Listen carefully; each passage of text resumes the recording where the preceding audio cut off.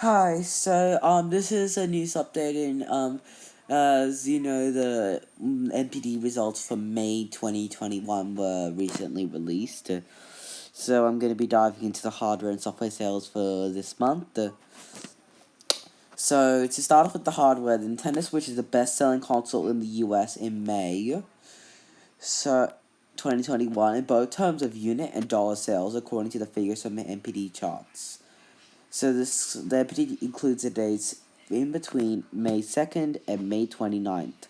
Because, like VG charts, they track weekly, not daily. So, yeah. The Switch has been the best selling console for now 30 consecutive months since December 2018, which is the longest streak since the NPD started tracking record sales numbers. This is going to be very interesting for me, anyways. I'm not sure about you guys, but it'll be interesting for me to see how long the Switch can be the best selling console in terms of units sold. Like, I think it can hit the 3 year mark.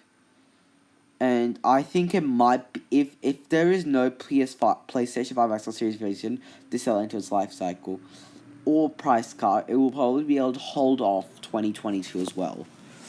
The interesting section will be 2023 and 2024 because it's like we'll see the bell curve of the Switch decline, but it's also going to be kind of a trough because the Nintendo Switch has been asserting dominance, and it's like which one's gonna win now once Nintendo's out of the picture? Is it Sony or Microsoft which is gonna top the charts? Or is it gonna be a mix of both? So currently as well, the Nintendo Switch is also the best-selling console year to date. So this includes units and dollar sales. It's the best-selling console. It's being the PlayStation 5 and Xbox Series. So overall spending on video games increased about 3% year on year from $4.3 billion to $4.5 billion. Year to date spending increased 17% from 2020 to $24 billion. So 2021 consumer spending across video game hardware, content, and accessories increased 3% compared to a year ago, reaching $4.5 billion, says Piscatella. Year to date, consumer spending totaled $24 billion, a 17% increase compared to 2020 year to date. He also added that there's a 3% growth in May following last May's 30% gains, which is impressive. So there's a tremendous demand for the new HW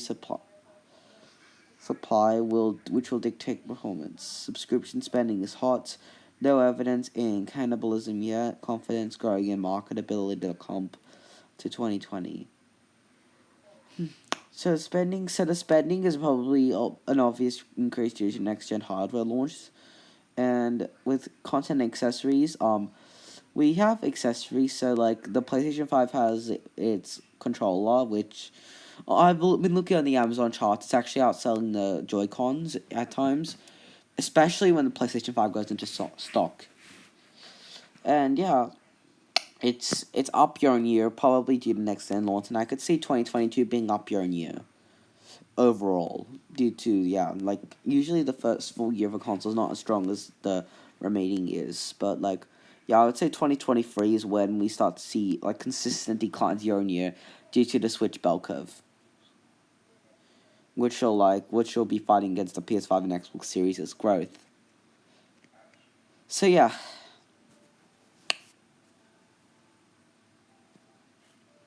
Okay, so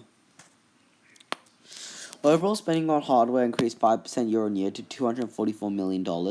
However, hardware revenue was 84% higher than the $160 million earned in 2019, in April 2019. Year to date spending increased 36% compared to 2020, from $1.4 billion to $1.9 billion. Spending on video game content in May 2021 increased 3% year on year from $4 billion to $4.1 billion. Year to date spending on content increased from $18.2 billion to $21 billion. So spending on video game content, this is once again due to, if we're looking at the content D, so we're looking at the software, Usually, I've noticed this, and when the next gen console launches, we're gonna have the last gen and the next gen selling. Initially, it'll just be the last gen, and the next gen's like really far behind. But round about this like July, August, September time, the next gen starts to get some like evergreens and some big titles, and it also has enough hardware to support big sales.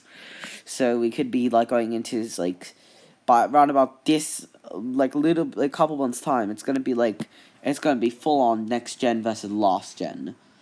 But and throughout the holiday season will show last gen will be down year on year, next gen will be like round about the same as last gen, say in sales.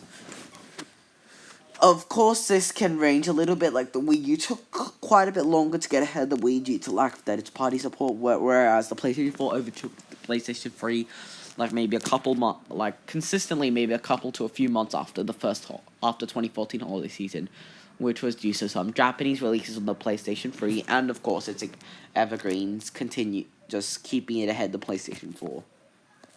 But then it even took longer for the Xbox One to overtake the Xbox 360 in software sales weekly.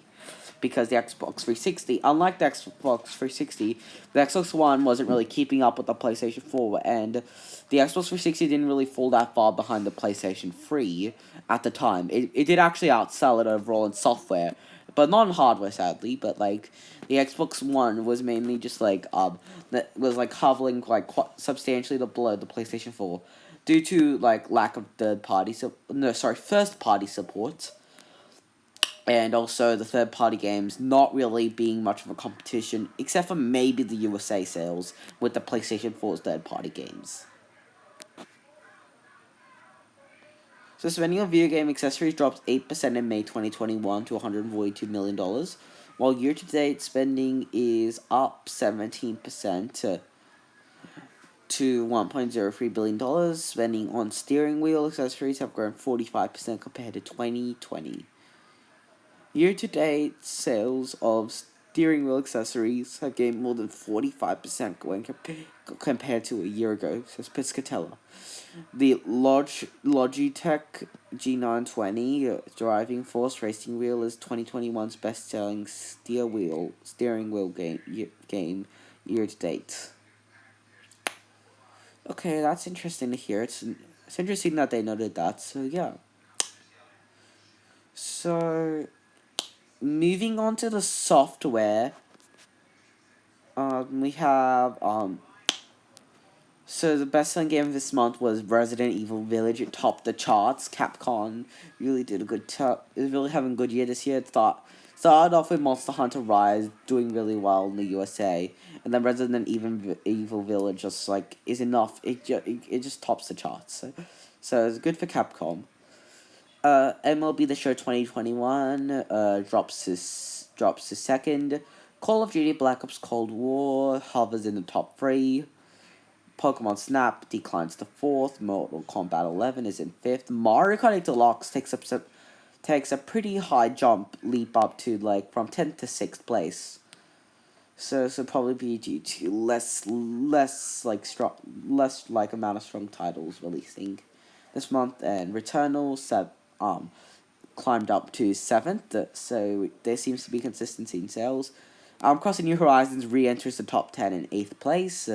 Minecraft also re-enters the top 10 in 9th place, and Call of Duty Modern Warfare. So this is interesting because we have two Call of Duty games selling a few months after the newest Call of Duty game release in the top 10. So I'm surprised by Call of Duty Modern Warfare's evergreenness. So I didn't expect it to continue to sell in the top 10, let alone the top 20. Let alone the top 20 long after Black Ops Cold War launched. It'd be interesting to see like whether it could maintain after like what's rumored to be like a World War II Call of Duty coming, like another one like 2017 coming out like this year for the holiday season. So yeah, it's the whole top 10. So Nintendo seems to continue. If you look at the top 20, Nintendo continues to see long-term sales for its games. The publisher has 7 products on the top 20 chart. That includes 2017 releases like Mario Kart 8 at number 6 and Legend of Zelda Breath of the Wild number 18. Sony also had a strong month thanks to its back catalogue with 4 games on the chart. This includes MLB The Show 21 at number 2, Returnal at number 8, Spider-Man Miles Morales at number 11th, and Days Gone sneaking back into the top 20 due to its PC release, so it's from 247 to 20th. So some notes that were noted here. Days Gone was nowhere near the top 20 in April, but Sony gave it a boost with the new port for Steam. Days Gone was the 20th best-selling game in May 2021 after placing 247th on the April chart. Says Piscatella. Days Gone was released on the PC platform via Steam on May 17th, 2021.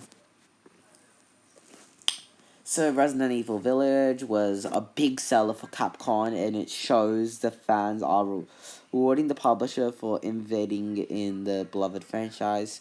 Resident Evil Village was the best-selling game of May 2021. It also generated the highest launch month sales for any 2021 release. So that's interesting. So that if it has the highest release, and that means it's outsold some big releases already released this year, which have been quite a few, surprisingly. It's outsold Sumaru 3D. So here are some games I could just think of, like, from the top of my head. So it's outsold 3D World, like, lifetime sales. It's outsold Monster Hunter Rise's lifetime sales.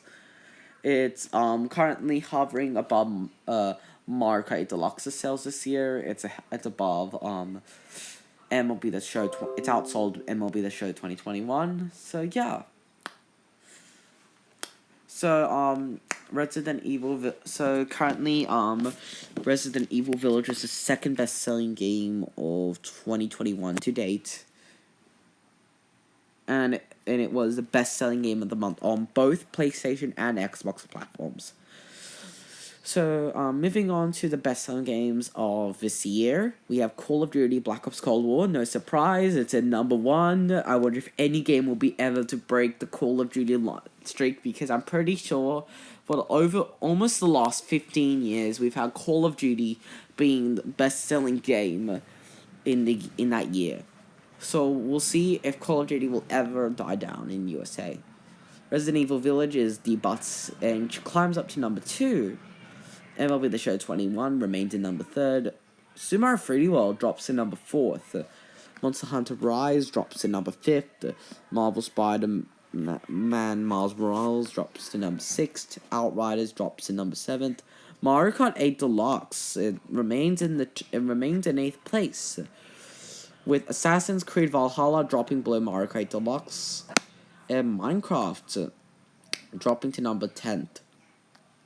Keep in mind, guys, digital sales are not included, and Xbox digital sales are also not included. So, currently in the last 12 months, the best-selling games are Call of Duty Black Ops Cold War, no surprise there. Madden NFL 2021, so this is probably going to remain in number 2, unless there's a huge release in between now and August. It's probably going to remain in number 2 until it hits a year old. Assassin's Creed Valhalla is in number 3rd. Last of Us Part 2 is probably going to soon drop, but it currently is in number 4th. Marvel Spider-Man Miles Morales climbs a substantial gap from 8th to 5th. Ghost of Tsushima is in number 6th. Animal Crossing New Horizons, it drops to number 7, pretty much due to... So, with its first 3 months, March, it was the best-selling game. April and May, it was the 3rd best-selling game. So it's for these 3 months in particular, it's gonna take. Actually, June it was the 5th best-selling game. I'm pretty sure. No, June it was. I'm pretty sure the 3rd best-selling game actually again. So the next couple of months, it's gonna start dropping. July it kind of keeps like a 5th to 8th spot for a few months. So yeah.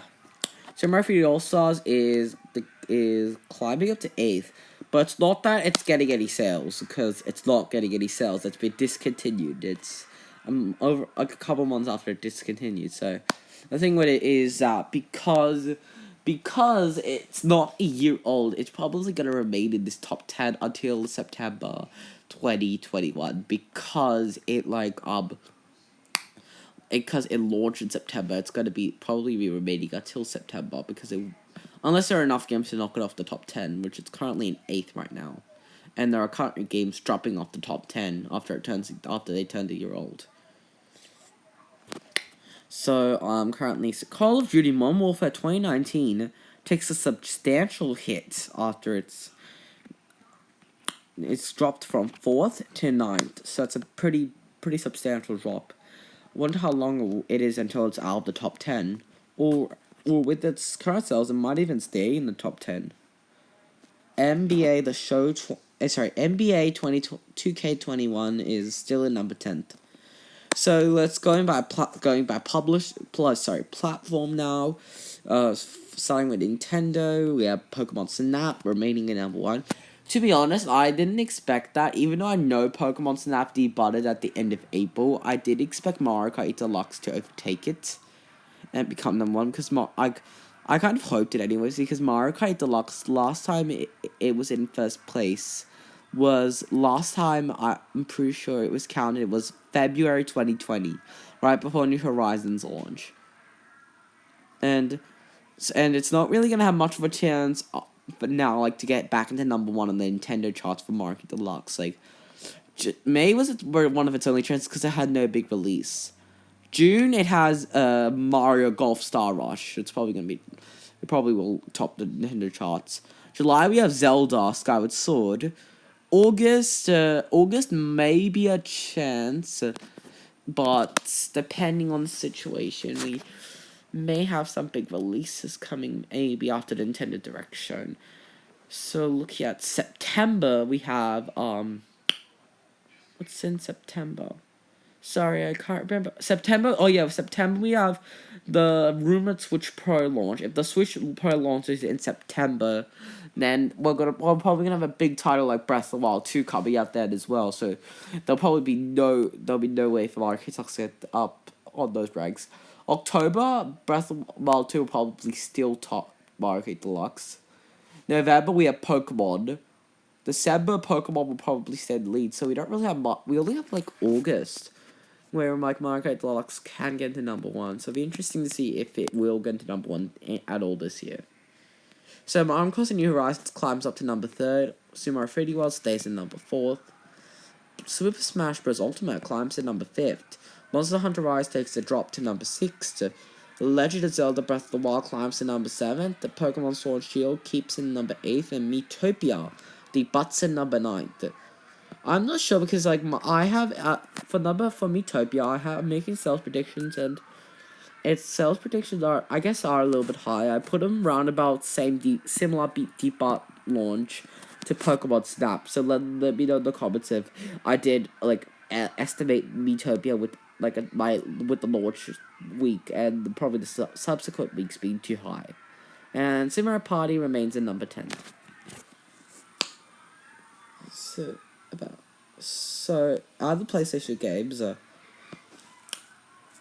okay, we have Resident Evil Village debuts at number 1, MLB The Show 21 that drops to number 2, Call of Duty Black Ops Cold War drops to number 3, Returnals at number 4th, Marvel's Spider-Man Miles Morales at number 5th, Mortal Kombat 11 is in number 6, Biomutant in number 7th, Call of Duty Modern Warfare is in number 8th, It Takes Two is in number 9, then Assassin's Creed Valhalla is in number 10, so it's not too much to say. It's kind of similar to the overall chart, but without the Nintendo games, similar charts, yeah, not much to say. Except, yeah. Out of Xbox, I know this is with Xbox, but Modern Warfare has been charting higher on the Xbox charts than the Sony charts. This has been interesting because, there are some connotations which can prove why this is happening. With my main theory being that, because Microsoft has a lot less strong first-party games. So this is my theory to why Modern Warfare is charting, higher than Sony's charts. So we have, just to go about the chart before we hit Modern Warfare, we have Resident Evil Village at number 1, Call of Duty Black Ops Cold War number 2, Mortal Kombat 11 in number 3, didn't really, go back to Sony's, it only charted in number 6th, Call of Duty Modern Warfare is in number 4th, so that's like, yeah, it's very interesting to see, because it's actually the high echelon of the top 10 for Xbox games, so yeah. And MLB The Show 2021, yes, it is a Sony published game, but I'm surprised, based off its overall ranking, it dropped from 2nd to 5th, but managed to maintain a top 3 spot on the overall ranking. This shows that it could that we could have a lot of its sales coming from the Sony sales, which is interesting. It Takes Two drops in 6th, which again higher than Sony's rank, 9th place for Sony. So what's going on here? Assassin's Creed Valhalla, number 7th. Okay, so this one, yeah, higher than Sony's again. So they are actually, most of these are ranking higher than Sony's. So this is interesting. Biomutant, 8th. Okay, so Sony's is higher there by 1 spot. Forza Horizon 4, number 9th. So we have Microsoft exclusive finally in the top 10. And we have UFC 4. This debuted in August, so it's good to see some consistency in the party sales. It's being in the top 10. So that's all I've got to say about the NPD sales. Overall, that it was very impressive. Nintendo Switch did blow away the competition. Software sales were very competitive. We had the multi-platform games against the Nintendo Switch exclusives. It was also very interesting to see some of the Xbox third-party titles charting higher than the Sony's titles. So it's a little bit queer, but yeah, I guess we could say a lot of things are queer on these charts. Like how Miitopia only debuted at number 9. Like, to be honest, based off Miitopia's percentage increase and its Japanese sales, I actually estimated it to be about Pokemon Snap's launch. If you have no idea what I'm talking about, I estimated Pokemon Snap at about 800,000 units sold, and I'm estimating Miitopia at about 700,000 units sold. So please let me know in the comments if I overestimated Miitopia's launch week. So yeah, and also please before you go, please like and subscribe, and if you're interested, join the Discord. I have my Microsoft video for the Microsoft comparisons coming up soon, so stay tuned. So turn on the notification bell as well. That will make sure you stay tuned and see everything that's being posted on the channel. Thank you for watching. Bye.